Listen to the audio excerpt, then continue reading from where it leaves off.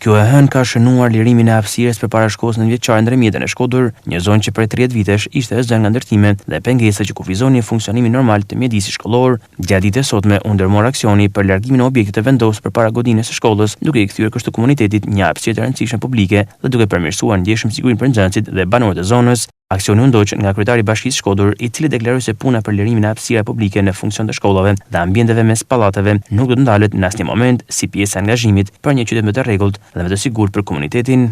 Ky është, do thoya, vetëm fillimi i ndërhyrjeve, ka qenë një rast, po thoya, jashtëzakonisht shqetësues për ne. Imagjinoni ky servis me mjete, makina që është krejtësisht derën e shkollës.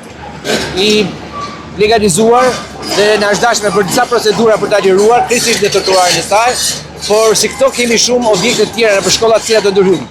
Kështu që me kënaqësi them sot e mëtej do lirohet edhe jo vetëm hapësira për nxënësit, jo vetëm do ulet rrezikshmëria, por njëkohësisht edhe trafiku i zonës, sepse siç e shikoni është mund në mes të rrugës, mund në trotuar, mund në derë të shkollës, një akt më flagrant i papërgjegjshmërisë, do thoya, të vendimarrjeve në kohë caktuara është ky. Po me kënaqësi them që sot ne lirojmë edhe një hapësirë tjetër, siç po lirojnë në përgjithësi në Shkodër, dhe kryesisht shkollat janë në prioriteti jonë. Absolutisht është domosdoshme. Ne kemi filluar më herët me këtë pjesë zonës, por u vonuam për arsye të procedurave me këtë objekt, por gjithë puna që bëhet është jo vetëm për shkollën, edhe për hapësirat mes pallateve, por sigurisht shkolla është për ne ndjeshmëria kryesore dhe siguria e fëmijëve në hyrjen dhe ndaljen e shkollës. Shkolla Ndërmjetëse ka kaluar një transformim të plotë falë investimit të qeverisë shqiptare, duke ofruar tashmë kushte moderne për zhvillimin e procesit mësimor.